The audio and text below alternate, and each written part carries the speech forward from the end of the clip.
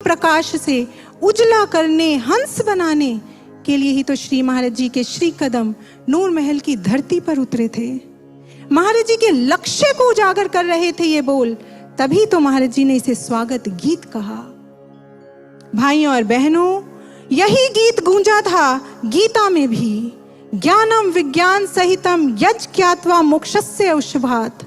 हे पार्थ, मैं तुझे वह ब्रह्म ज्ञान विज्ञान सहित देता हूं जिसको जानकर तू मुक्त हो जाएगा, मन के सारे बंधनों से छूट जाएगा। ध्यान दीजिए, ज्ञान विज्ञान सहित देता हूं मीन्स थियरी के साथ प्रैक्टिकल भी।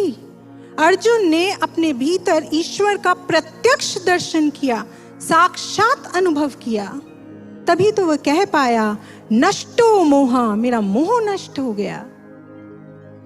पर अब मैं आपसे एक प्रश्न पूछती हूं, जरा ध्यान से सुनिए। गीता के 11वें चैप्टर में भगवान श्री कृष्ण ने अर्जुन को ज्ञान दे दिया, उसे अपने विराट स्वरूप के दर्शन करा दिए, बस तभी अर्जुन को कह देना चाहिए था नष्टो मोह और गीता संवाद समाप्त हो जाना चाहिए था। पर नहीं, 18th चैप्टर के 73rd श्लोक में जाकर अर्जुन ये बात कहता है नष्टो मोह। क्यों? ये 12th चैप्टर से 18th चैप्टर तक का समय किस बात में लग गया?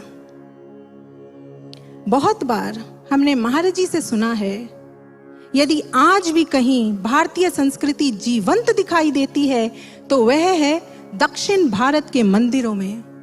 और भाइयों और बहनों, हमें अपने इस प्रश्न का भी उत्तर मिला वहीं से, तमिलनाडु के एक प्राचीन मंदिर से। आप सभी ने नाम सुना होगा, बहुत फेमस मंदिर है चिदम्बरम।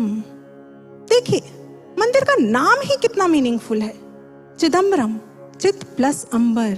ऐसा अंबर, ऐसा आकाश जहां पहुंचकर हमारा चित, हमारा मन स्थिर हो जाता है, स्थित हो जाता है।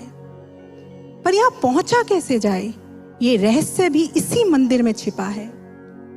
इस मंदिर की एक बहुत बड़ी विशेषता है, इसमें स्थापित एक भव्य विशाल नटराज की मूर्ति। और उस मूर्ति की यूनिकनेस है कि उसमें भगवान शिव ने, भगवान आशुतोष ने अपने एक हाथ में हिरण को, मृग को उठाया हुआ है। कुछ याद आया? हमने बात शुरू की थी प्रजापति से, जब उनका मन हिरण यानी मनोरोगी हो गया था, तब भगवान आशुतोष ने अपने ब्रह्म ज्ञान के बाण से उस हिरण का शिकार किया था। पर बात वहीं खत्म नहीं हो गई थी, जैसे गीता के 11वें चैप्टर पर नहीं हुई। उसके आगे की स्टोरी हमें यहां इस मंदिर में मिली।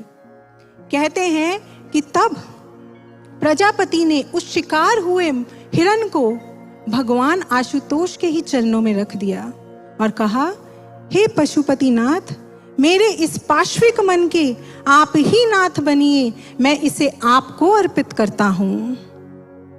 और तमिल ग्रंथ बताते हैं, बिल्कुल साफ साफ लिखा है उसमें कि तब भगवान आशुतोष ने प्रजापति के उस समर्पित मन को अपने हाथों में उठा लिया, धारण कर लिया, और बस तभी से उनका एक नाम पड़ गया मृग पानी ही, माने अपने भक्तों के मृग रूपी चंचल मन को धारण करने वाले।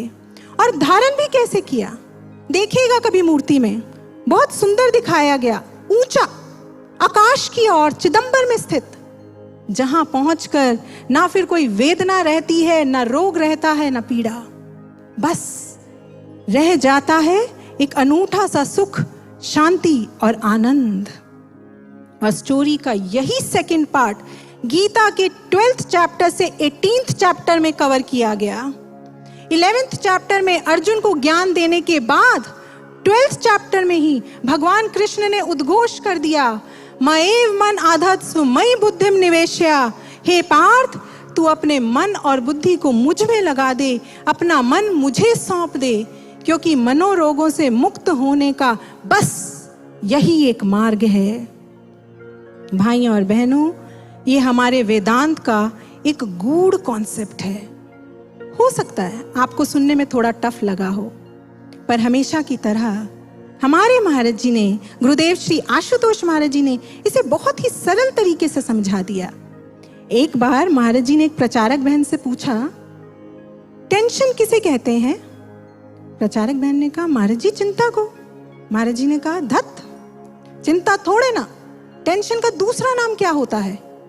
अब बहन ने हल्के से कहा, महाराज जी मुझे तो नहीं पता। अब जो महाराज जी ने कहा, भाइयों और बहनों, वो अध्यात्म की ऐसी इक्वेशन है जिसके आगे साइकोलॉजी की आज तक की सारी थेरेपीज, सारे फॉर्मूला, सब कुछ फीके पड़ जाते हैं। महाराज जी ने कहा, चिंता, टेंशन का दूसरा नाम है अपने सद्गुरु, अपने इष्ट, अपने ईश्वर पर अविश्वास। मन का चाहे कोई भी रोग क्यों ना हो, वह उसे ही लगता है जिसे अपने गुरु पर विश्वास नहीं है, जिसने अपने सद्गुरु के चरणों में अपने मन को अर्पित, समर्पित नहीं किया। भाइयों और बहनों, आपने बहुत बार यज्ञ हवन कुंडों में आहुति डाली होगी। पंडित जी ने आपसे कहा होगा हाथ की एक विशेष मुद्रा बनाने को। कौन सी मुद्रा? जरा देखिए स्क्रीन पर, ऐसी। ये किससे मिल रही है? जी हाँ, उसी से जिसकी बात हम शुरू से कर रहे हैं, हिरण से, मृग से। इसीलिए इसे मृग मुद्रा कहा जाता है। अब हम इस मृग मुद्रा को बनाते हैं, समिधा को उठाते हैं और यज्ञ हवन कुंड में अर्पित कर देते हैं।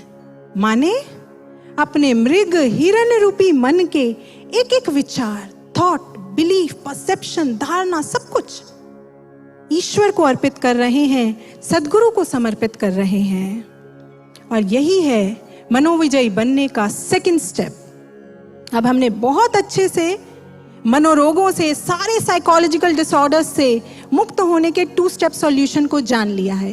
पहला, पूर्ण सद्गुरु के ब्रह्म ज्ञान के द्वारा अपने चंचल मन का शिकार होने दें। दूसरा, उस शिकार हुए मन को सद्गुरु के ही चरणों में समर्पित कर दें, ताकि वे इसे अपने हाथों में ऊंचा धारण कर सकें और हमारे आंतरिक आकाश के, हमारे आज्ञा चक्र में उसे स्थिर कर दें। तभी तो हम अर्जुन की तरह कह सकेंगे, नष्टो मोह, मेरा मोह नष्ट हो गया, मैं वही करूंगा जो आप कहेंगे। और तब क्या होगा? महाराज जी के डायरेक्ट वर्ड्स हैं। एक बार महाराज जी ने स्वयं कहा था, जिनके हृदय में अपने गुरु के अलावा कुछ भी शेष नहीं बचता, जिनके हृदय में अपने गुरु के अलावा कुछ भी शेष नहीं बचता, फिर वही सबके लिए विशेष हो जाया करते हैं। The invincible heroes, the Arjunas of the battle of life। बोलिए परम मनोवैज्ञानिक महानायक योगेश्वर श्री कृष्ण की जय, सद्गुरु श्री आशुतोष महाराज जी की जय। और अब समय हो चला है नेक्स्ट बैले को देखने का। तो आइए जोरदार तालियों से, जी हाँ, आप अपने घरों में ही बैठे हुए एक बार जोरदार तालियों से स्वागत करेंगे ये हमारी नेक्स्ट प्रेजेंटेशन का, जिसे हमारे बीच लेकर आ रहे हैं गुरु भाई सौरभ श्री कृष्ण की भूमिका में, गुरु भाई हितेंद्र अर्जुन की भूमिका में, और धृतराष्ट्र का किरदार निभा रहे हैं गुरु भाई मनस्वी।